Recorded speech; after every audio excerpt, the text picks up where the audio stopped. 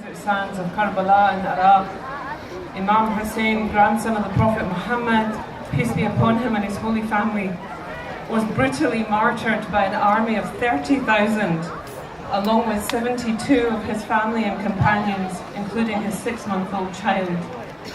His only crime?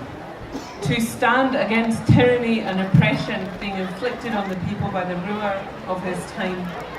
We mourn him today, not just because of the brutality of his murder and his butchery, but that would be reason enough. But we mourn him because we believe and we know that terrorism was born on that day. And it is for all of us who stand up for the principles of Imam Hussein, believe in his mission, to pick up the banner that fell 1400 years ago. We can't say that we mourn him and that we love him without translating that into action. It's for all of us to continue his legacy by standing up against terror, oppression, wherever we find it.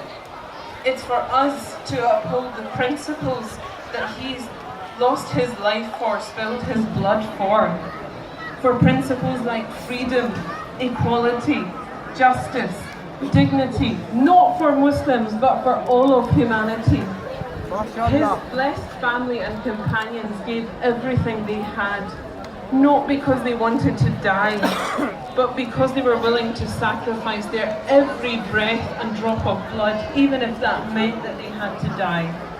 And though they've lost their lives physically, spiritually they are alive, and their mission reverberates through all of time. Imam Hussein's sister, Sayyidah Zainab, salamullah alayha, stands up in the court of the tyrant of the time and says, no matter how hard you try, you will never obliterate our love from the hearts of the believers. Brothers and sisters, in this last minute that I have with you, I want to talk briefly about what happens next. Because there is a danger that we come for these 10 days of Muharram, we listen to lectures, we cry and we mourn Imam Hussein, and then we go home and we forget about it for another year. But the journey for us begins now. We have to stand up for the principles that Imam Hussein believed in and translate them into action as an example for all of humanity here where we live. Imam Hussein was butchered in Karbala, and today in the procession we all recited Kullu Yawm al-Ashura, Kulli Ardi Karbala. Every land is Ashura, every land is Karbala, every day is Ashura.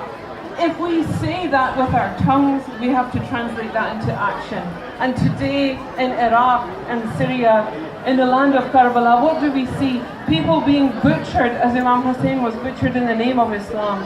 It's for all of us to denounce terror wherever we find it. Because the sad thing, my brothers and sisters, and I can say this from my heart because my family are not Muslim, when they look at a Muslim dressed in black, they see ISIS.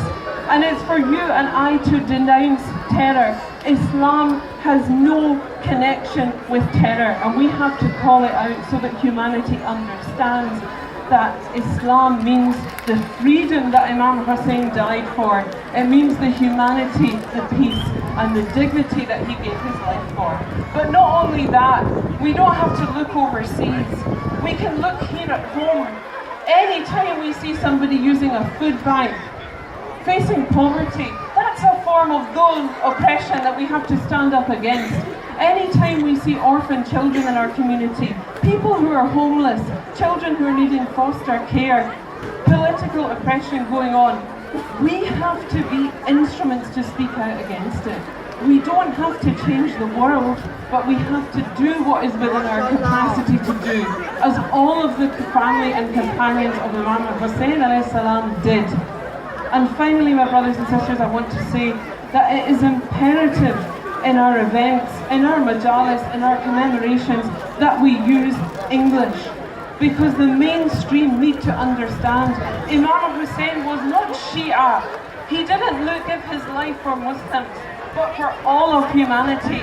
So let's spread that message, not instead of Arabic, Urdu, Farsi. They have their own beauty.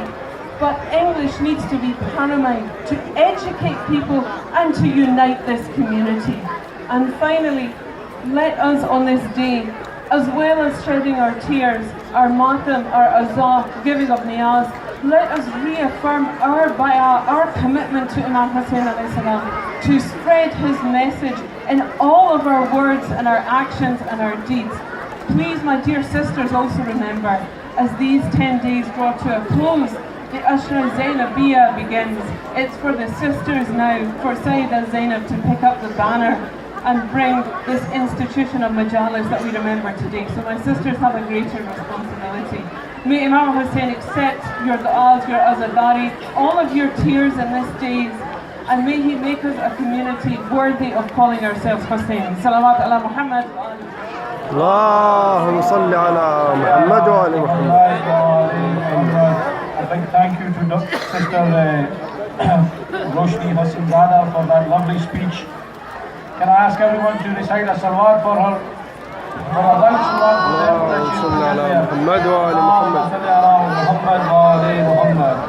Prophet Muhammad, peace be upon him, says about Hussein, verily Hussein is the shining light of the guidance and the ark of salvation. Before I call my next speaker, I'll just make an announcement again. Can I ask all the ladies at the back if we can have some silence there, please? And everybody, can you please try and sit down and listen to the message that is being conveyed, not for me, not for anybody else, but